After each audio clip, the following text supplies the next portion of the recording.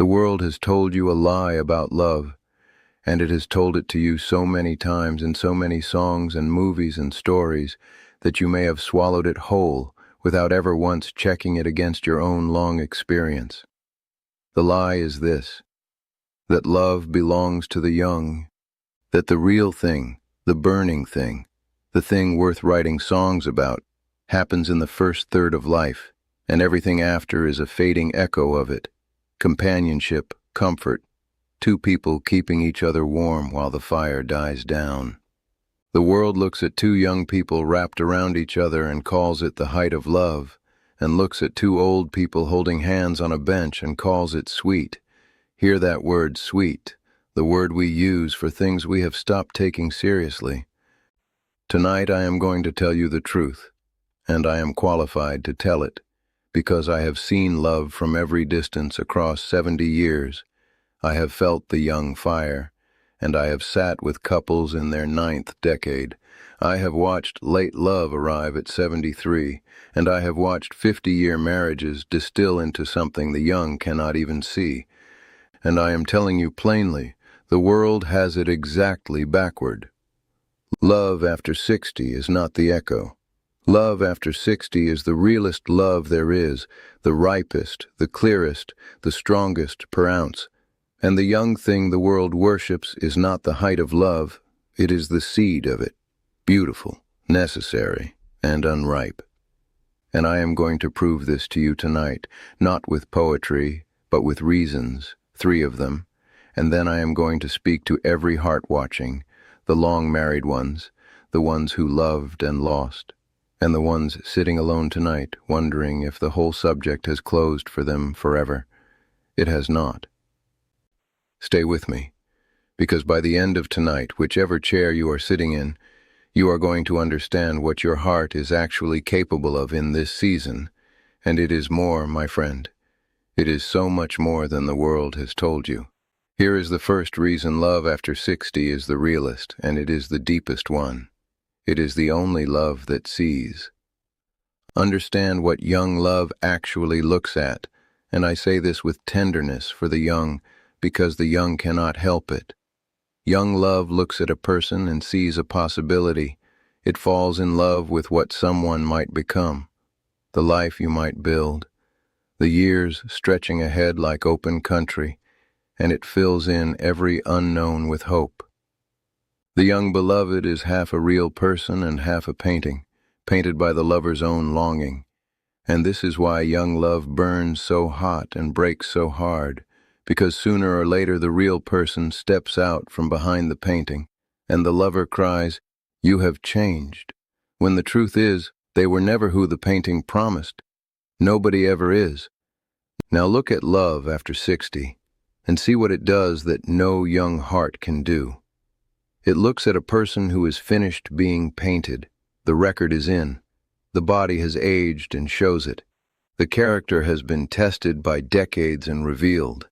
The flaws are not potential anymore, they are documented, and the beloved stands there, fully known, fully visible, out from behind every painting, nothing left to imagine, and the older heart looks at all of it, the whole actual person, the wrinkles and the history and the stubbornness and the scars, and says, "You," not who you might become, not the life we might build.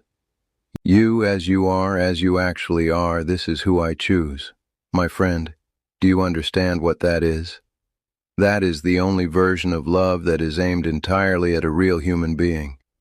Every younger love is partly aimed at a dream. Love after 60 is the first love with its eyes fully open, and the old ones knew this, and it is why, in the old way, the marriages of elders were held in a special honor, because the people understood those two are not in love with paintings.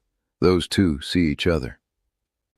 And to be seen, completely at last, and chosen anyway, chosen because of, that is the thing every human heart was hungry for the entire time, through every younger love that only fed it part way. And I watched this seeing love arrive once, late, in 2 people I knew. So let me show you what it looks like when it comes. A man and a woman of our community. He a widower of many years, she never married, both past 70, both long settled into their solitudes, and they had known each other, mark this, they had known each other for 40 years, as neighbors know each other politely at a distance. And in their 70s, through some small ordinary thing, a repaired fence, a shared ride, the distance closed, and they began, in the old unhurried way, to sit together. And I remember the wedding because I remember what the young people at it did not understand, and what every elder present understood completely. The young thought it was sweet, that word again, a nice companionship for the end. And the elders watched those two look at each other and knew they were watching something the young couples at that same gathering did not have and could not have. He knew exactly who she was, 40 years of evidence, her sharpness, her stubbornness, the whole documented record, and he stood there choosing all of it. She knew precisely what she was getting, a man she had watched grieve, fail, mend, and grow old. No painting, no promise, just the entire, visible truth of him. And she took his hand anyway, because of it. And my grandmother, who was there, said to me quietly, "Watch them, grandson. Every young couple here is marrying a hope. Those two are marrying a person. It is the rarest thing at any wedding, and it is only possible at their age." They had 11 years together, and I will tell you what the whole community saw in those 11 years, two people who wasted none of it. And when he passed, she said a thing at the burial that I have never forgotten and never will. She said, "People keep telling me how sad it is that we found each other so late." They have it backward. We found each other at the only age we could have truly seen each other. It was not late. It was exactly on time. Before I share the next teaching, I need to tell you something. I am not going to be here forever. And most of what I know was never written anywhere. So I sat down and I wrote it. All of it. 20 teachings, 4 parts, in the order they were meant to be received. The ones about the loves of the late seasons and what they are capable of. The ones about the heart that does not retire. The ones I have never said on camera. It is called The Native Way, and it costs less than one dinner you will not remember.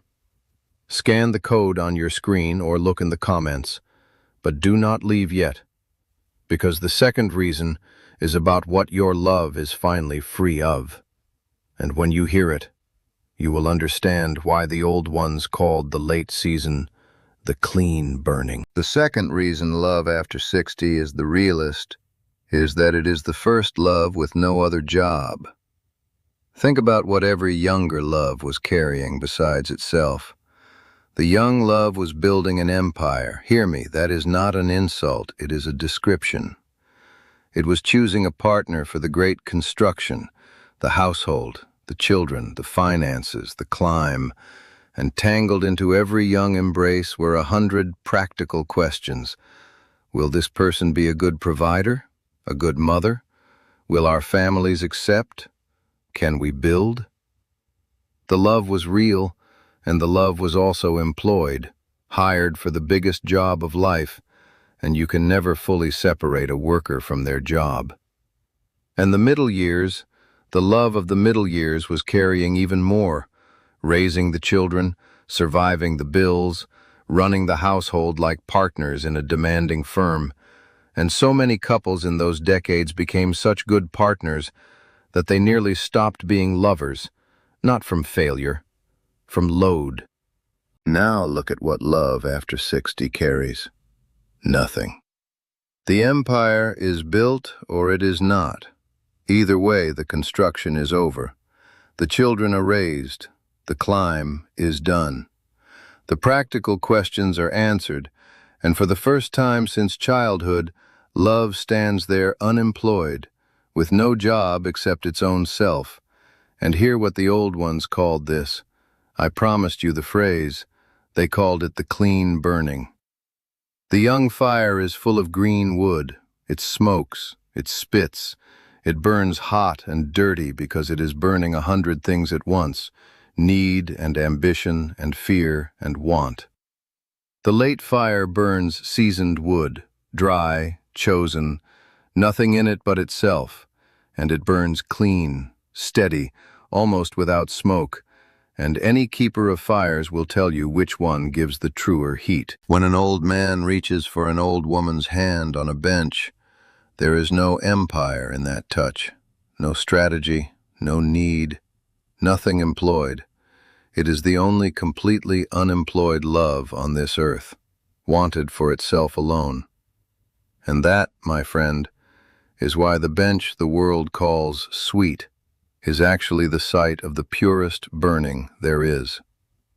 The world cannot see clean fire. It only knows how to look at smoke. And the third reason love after 60 is the realist is the one I must say carefully, and you know it already in your bones. It is the only love that knows the price. Young love believes it has forever. That is its glory and its blindness. It loves carelessly because it believes in endless time. It wastes evenings. It holds grudges for weeks.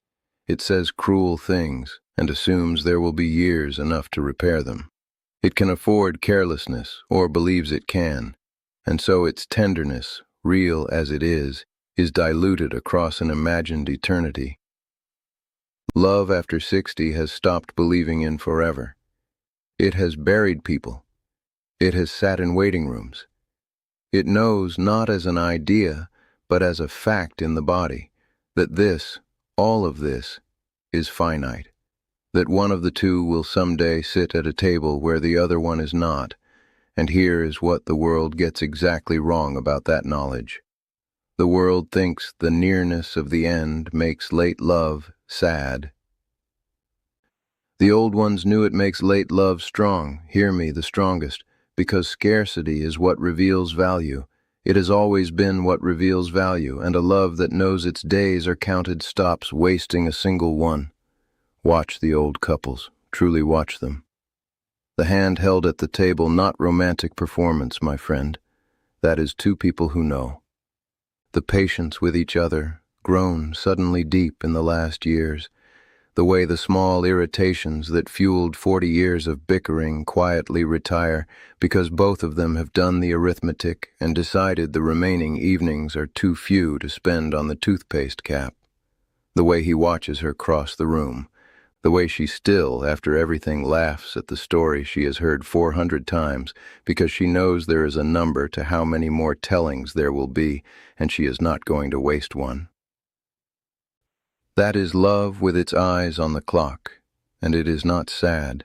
It is concentrated, every drop of it deliberate, and no young heart, believing in its endless supply, can love at that concentration.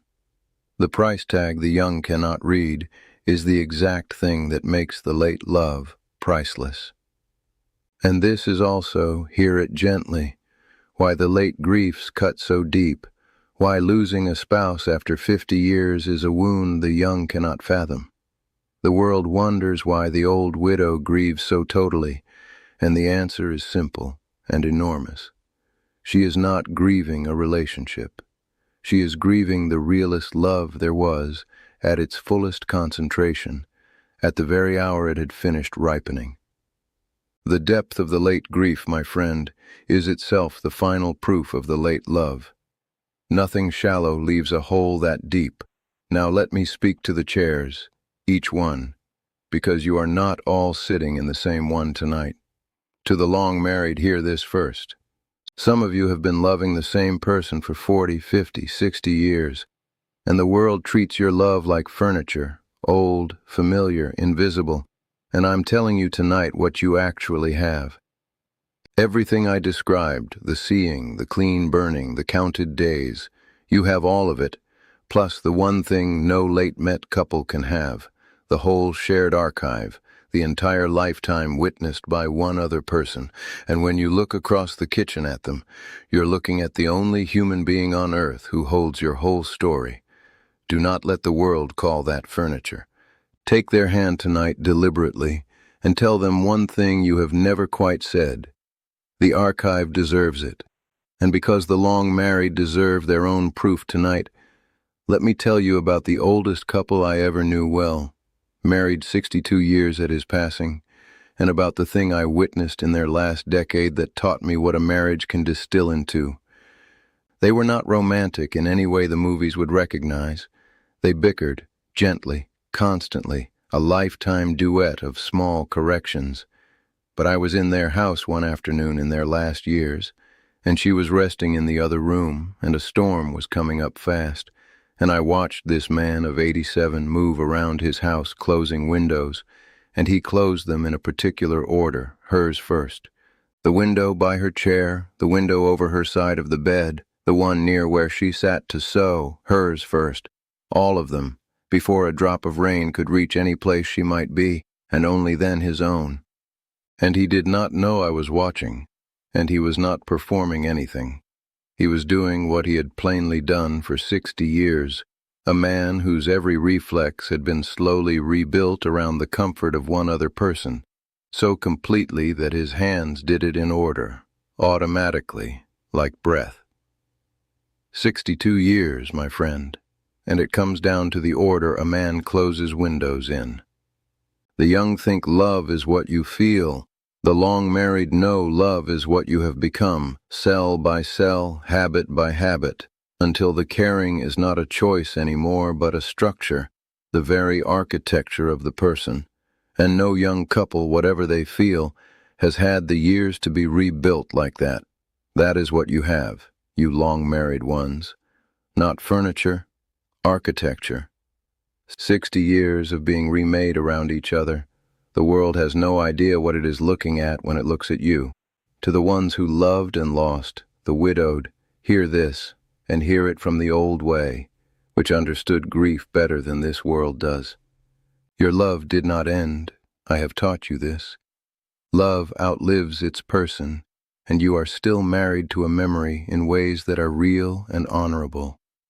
And hear the end, my friend, because it matters tonight.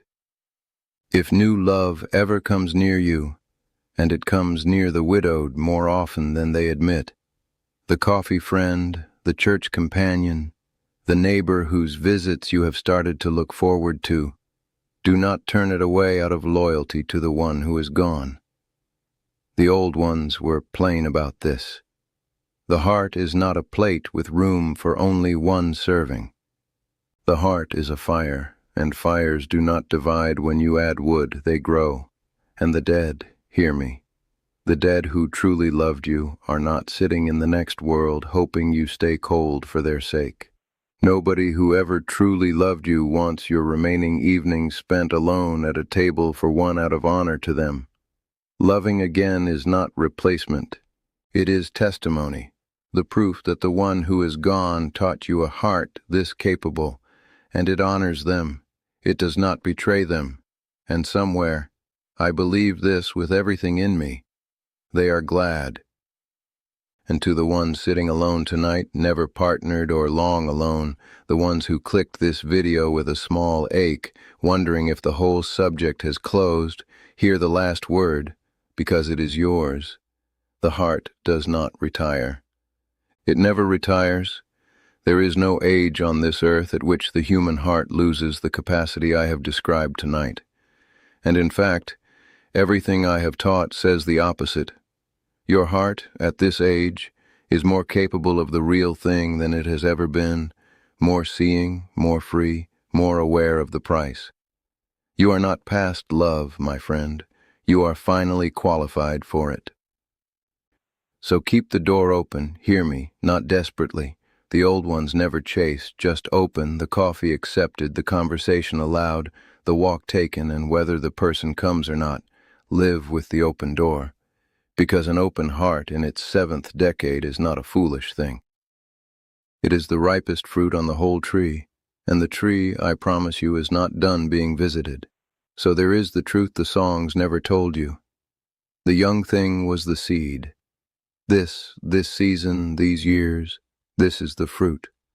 Love after 60 sees the whole person, burns clean with no other job, and spends its counted days deliberately, and no younger heart, however hot, can do any of those three things. So whichever chair you sat in tonight, get up from it knowing what you carry, a heart at the height of its powers, in the season the world wrongly calls the end. The world was wrong about the bench, my friend. It was never two people keeping warm while the fire dies. It was the clean burning, the realest thing in the whole village, hiding in plain sight. And now, whatever comes, whoever you hold or remember or wait for, you know exactly what your heart is and what it is for, and that it is not and never will be done. If what you heard today stayed with you, the book is there. The Native Way. 20 teachings, 100 pages, written the way I would speak to you if we were sitting together. Scan the QR code on the screen with your phone or find the link in the comments. Read one chapter. Sit with it. Now I want to hear from you. Tell me in the comments, which chair were you sitting in tonight?